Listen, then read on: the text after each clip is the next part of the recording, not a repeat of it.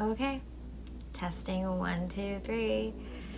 I got me a ring light. I guess that was the first step to actually officially vlogging. So, hello, hello. Welcome to the American Girl Vlog Quarantine Diaries Edition Season Cycle Era.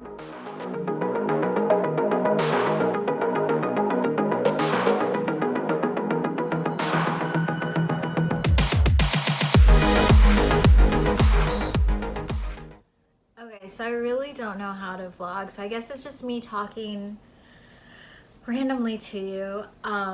What I would like to do is basically change it up with like what I'm doing, how I'm trying to survive during this quarantine. Let me know, like, subscribe. That's weird for me to say that, as I've always made fun of everybody else. And now I'm joining the vlog game, so I feel kind of like a little hypocrite, but am I? No, whatever. I did try recording some of the beginning of this quarantine life, what I was personally dealing with in the beginning of this lockdown. I had actually traveled to North Carolina for my little sister's wedding, and it was, at the time, it was just kind of like a suggestion to stay at home. People weren't freaking out, but right before I got on the flight, one of my closest friends, who actually came into my job on her birthday, told me she had been exposed to the coronavirus because one of her co-workers brought in their cousin who had come from Italy and had just tested positive. But luckily, my friend was eventually tested negative. But during that time that I was waiting for her to get her results, I was low-key, high-key freaking out because I didn't want to give it to my family. I didn't want to give it to anybody I came in contact with in case I did have it. And I promise you, every day I was negotiating with God. And the problem also was the fact that I know myself that when I don't get enough sleep, I get sick, you know? And I probably slept at most 3 hours every night because it was my sister's wedding. I was helping out. Everything changed. She no longer had the venue that she wanted. And like it became like all like DIY, and it was so beautiful. It was so filled with love. And as much as the virus wanted to like ruin the plans, it really didn't. I mean, for me personally, it wasn't my wedding, so I can't say what my sister felt, but I felt that it probably was bigger and better than we had probably planned initially because there was so much love put into it. And I don't know, I really felt like it was a weird time, so I recorded some of me going to the airport. Like, the airport was like dead, my flights were dead. The wildest part though was my sister, after me, there's 4 of us in my family, she does not play. When she lived in India, she wore a mask. Like, she has masks on deck already. Like, she always talks about how much pollution was in the air. So we had a mask in the house, and my parents live in Virginia now, but we're a bit from North Carolina, so we were going back to North Carolina for my sister's wedding, and I had to be in the car with them. I just didn't want to keep giving it to my family, and we were in a close area, and this was honestly before even more information about this virus was even coming out. And I know like it wouldn't have mattered, just me being in contact in general, I would have already given it to them. But the wildest thing happened. We went to a drive-through Starbucks in Virginia, and I pulled down the window in the back to help like get the rest of like the drinks, and the Starbucks guy laughed at me because I was wearing the mask, and he was like, "You're not gonna get it." And I like looked at him and I was like, "Actually, I'm from LA and I've been exposed and I'm wearing it for your safety." And his face, like legit, like his soul left his body. And I really do wish I like could like call up homie and be like, "What's up? How do you feel about that now?"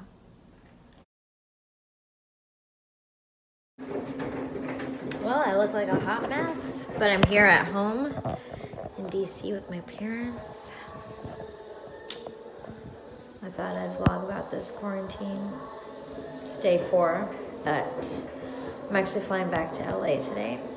The quarantine didn't start till I actually came last Thursday, which is wild. That's how much this world changed in 4 days. It's kind of freaky. But my sister was getting married, and my mom would have killed me if I didn't come. But I'm scared now because, well, it's getting worse, you know. But I guess we'll see. I'll be back. So I'm packing right now in my room. This isn't my room. My parents have long given my room up. This is actually the guest room. But this time, as I return to LA, I got to take this mask, which is freaky deaky, that's for sure. Am I scared? Absolutely.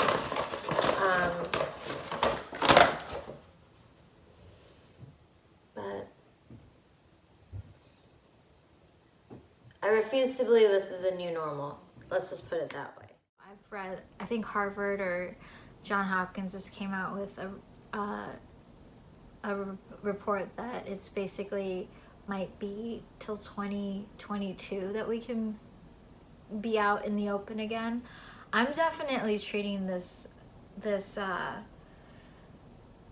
virus like it's like we're in Chernobyl. Like I feel like the air is like contaminated, which it is. You have to look at it that way. This virus can last, I believe, 6 hours in the air. So imagine somebody coughs literally 5 hours before you walk through that sidewalk. Can you imagine? It's scary. Wear your mask, wear your gloves. Here's what it is. 80% of the human population will survive this coronavirus and will have the antibodies to protect themselves. The only problem is it's the 20% that we are trying to protect and save. And that 20% isn't a guarantee in who will be that 20%. At first, people were saying it was old people. Then people were saying it was young people. Then it was people who, you know, had respiratory problems. But now it could be anybody. Honestly, it could be anybody. And that 20% could be your mom, your grandmother, your dad, your grandfather, your favorite aunt, your favorite uncle, your favorite sibling, your favorite child, your favorite niece, nephew, just your favorite loved person.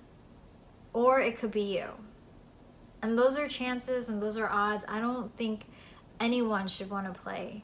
And it's really disheartening, especially here in America, to see people in Michigan, in Florida, in Georgia, in Texas, in all these certain states that are getting angry that they have to stay inside and that they think the government's out to get them.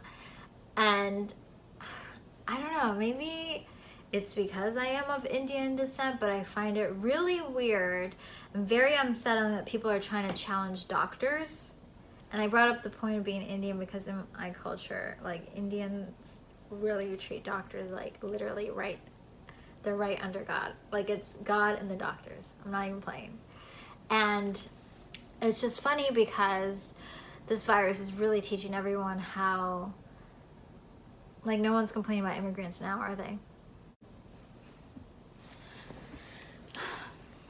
But I have been trying to do stuff that does, you know, keep me distracted. I'm in the middle of Love Island, Australia right now, because I finished the UK. I did it. I was able to watch all those episodes from the UK, and now I have to move on to Australia. I did also see USA, which unfortunately was not as cool as the UK. And it was funny because, like, you could also tell that they were trying to copy. I don't think they were trying to purposely copy the British, but it definitely, the producers kind of planted certain words into the Americans, like, it just sounds different when the Americans are saying, like, yeah, we have good banter. And it's like, you mean banta? And also, when they say things like, at the end of the day, yeah, Americans say it, but not quite as often as, like, the British say it. Or, like, oh, 100%. It's, I mean, these are words, obviously, that we say because it's English, but in American culture, it's not really said as often as they do in the UK. Definitely, when you watch Love Island, you'll see what I mean. The Australians, I'm still getting used to. But they, so far it's a little slow, but it's always slow in the beginning, and then the drama happens. And voila, we're at the end of my first vlog. Thank you so much for coming and joining me. I do realize now how much time is of the essence, because like half of my footage was like from a month ago. So thank you for coming with me on this journey. I hope that I just keep evolving, and I'm excited but scared. Okay, I'm trying to be optimistic about this lockdown, so I'll be vlogging more often. God willing, inshallah, I plan to be vlogging a lot more during Ramadan, and especially during this lockdown, because like really honestly, what else do I have to do? I also just wanted to say it's come to my attention that I have a growing number of supporters from the Navajo Nation. I've read all your comments, and I just want to say my heart bursts with so much love, and I feel so honored, blessed, and humbled that I have your support. I pray that I continue to use my platform in the right way to make you proud.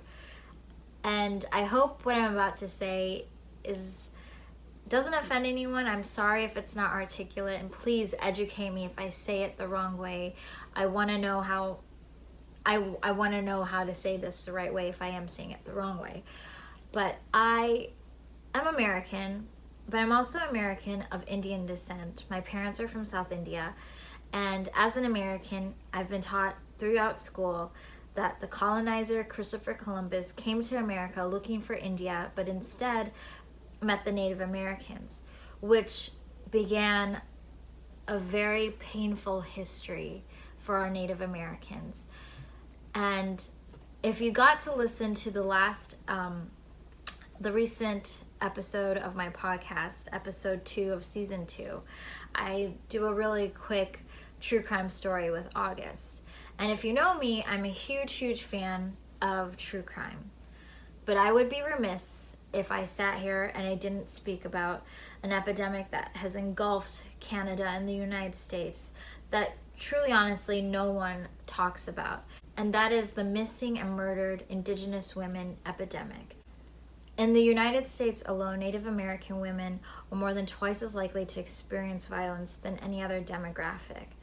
1 out of every 3 Native American women has been sexually assaulted, and 67% of these crimes against Native American women are done by non-natives.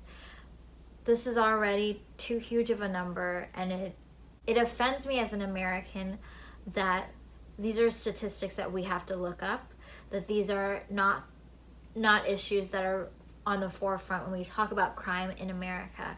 And I know that in 2019, last year, I'm reading this, so sorry, excuse me. I have my iPad right up here so I can read off of it, because I want to make sure I have the names right. But in 2013, the Federal Violence Against Women Act was reauthorized, which helped give for the first time tribes jurisdiction to investigate and prosecute felony domestic violence offenses involving Native American and non-Native offenders on the reservation, as 26% of Natives live on reservations. In 2019, the House passed the H.R. 1585, which is a Violence Against Women Reauthorization Act of 2019, which increases tribes' prosecution rights. It's extremely alarming as an American to know that these numbers keep growing, and that there hasn't been really a lot that has been done, and that there are women and girls of all these different Native American tribes that are being taken, exploited, murdered, and have gone missing that no one knows about. But we have other cases that become front page news, and you know why. Why? Because it's garnered towards a white audience. It's very heartbreaking to know that, and I hope I can help bring some more light to this epidemic. And also in regards to the pandemic of COVID-19, as of April 25th, 2020, there have been 1,637 cases of being tested positive in the Navajo Nation, and also 59 deaths, which is a number that just keeps growing, and it's frightening. And I hope that I can bring awareness to this, that this virus is ravaging everybody except for the rich. And I'm going to leave some links in the link below, but I hope that together, whether it's $1, 50 cents, or 50 grand, that we can help fight these injustices, especially those done on the Native Americans who help take care of this land, that made this land beautiful, and were the ones that welcomed anyone and everyone that came into this country. We are blessed to be able to call this country our own, and it wouldn't be possible without the Native Americans. And it breaks my heart that this is what the United States government has done, and it's an atrocity, and it's a crime against humanity that we all are guilty of. And I hope that I can do a little bit on my behalf to help change that. So